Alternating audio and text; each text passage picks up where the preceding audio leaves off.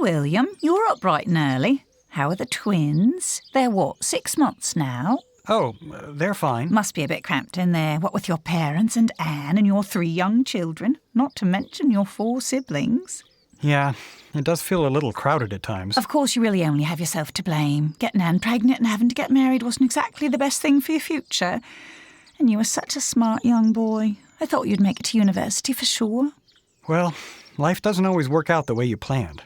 My father needed my help. Is that a suitcase you're carrying? Yeah. I'm off to London for a little while. London? What for? So, you know that acting troupe that's here in town?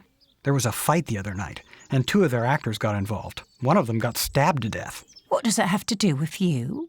They needed a replacement, and I showed them what I can do. You know me.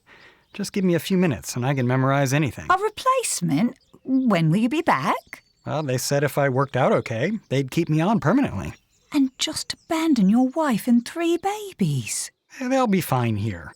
Besides, once I make it big, I can send them money from London. Actors making money? Yeah, right.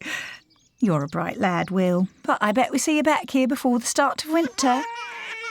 Oh, sounds like the twins are up. Good luck to you, William.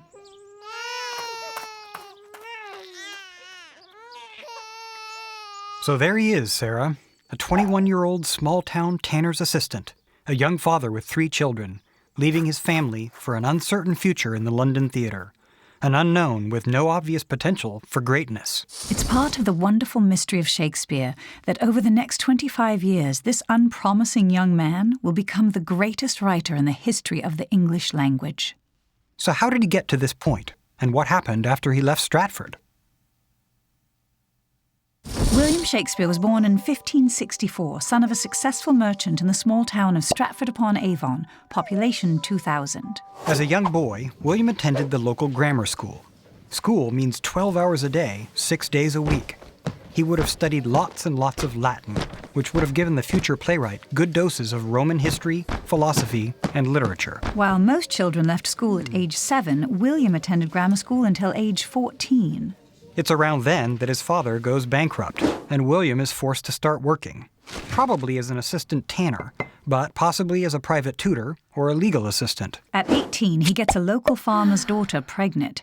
Anne Hathaway is already in her late 20s, and they marry hastily. 3 years later, he has 2 more children, and the 5 of them are still living in his parents' house. In his early 20s then, Shakespeare arrives in London. With little money, contacts, or formal education, he starts out as a journeyman actor, rehearsing during the day and performing at night, while living in some squalid room and eking by on a pittance. In a young theater industry which is growing rapidly in popularity, there is a strong demand for new plays. And within a few years, Shakespeare is writing plays as well as acting. Even his earliest plays proved to be commercial successes, and over the next 2 decades, he will average almost 2 plays per year, a prodigious output by any standard. Due to his early success, Shakespeare is offered an ownership position in the Lord Chamberlain's Men, which will become the leading theatre company of the period. Besides being the in-house playwright, Shakespeare remains a principal actor for the company throughout his career, and almost certainly plays an important management role as well. By the age of 30, Shakespeare is famous. He has noble patrons and even counts Queen Elizabeth as a fan. Although he continues to live in London, his new fortune allows his wife and children to live well in the 2nd largest house in Stratford. Shakespeare was incredibly naturally gifted and must have had a photographic memory. His plays are packed with thousands of things he experienced, observed, or just heard about. And his mastery of the English language is unparalleled. In his published works, he uses over 30,000 different words.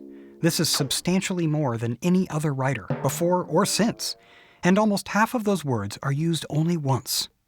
We should remember that all this is in the age of quill pens, decades before the publication of the first English dictionary. But beyond artistic talent, Shakespeare seems to have adopted the qualities he observed in his father: ambition, industriousness, and entrepreneurship. Even after he had achieved fame and fortune, he remains extremely productive and creative, continually evolving his dramatic style. Finally, in his late 40s, he retires and moves back to peace and quiet with his wife in Stratford.